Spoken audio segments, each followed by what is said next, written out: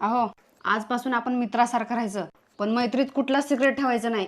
चालतंय, ठीक आहे. तर मला सांगा, मी सोडून अजून तुम्हाला किती मुली आवडतात? तुला येडबीड लागले का काय? तू एवढी सुंदर असताना मला दुसऱ्या मुली कशाला आवडतात? तुम्हाला असं वाटतं का मी तुम्हाला अजून फसवल? नाही नाही नाही. बरं तुमचं राहू द्या, मी माझं सांगते.